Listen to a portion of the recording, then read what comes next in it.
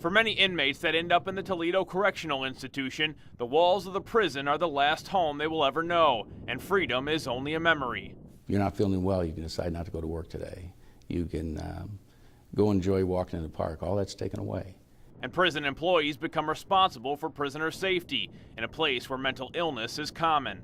The prisons themselves got a tough choice because they're importing people with a lot of difficulties. That's why they're there. In some cases, the thought of an entire life behind bars may not be an option, and they choose to end their life. They can't see any alternatives. This is all they can see is they're going to be locked away.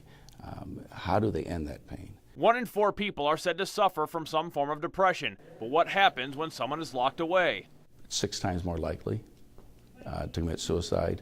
And some inmates have an even more difficult time, depending on the crime. We know from reading that people treat other people that certain crimes against children and rapes and differently. Last week, Dale Borio, who was serving 40 years to life for the rape and sexual assault of a young boy, was found dead in his cell. The report states the 27-year-old had hung himself with his sheet. While we don't know the exact reason, we know the dark place of depression is debilitating. Depression is a disease. It can be treated successfully, and you need to get treatment for it. There's an obvious stigma attached to mental illness. The studies prove it's not a sign of weakness. It takes more strength to get help than to avoid it.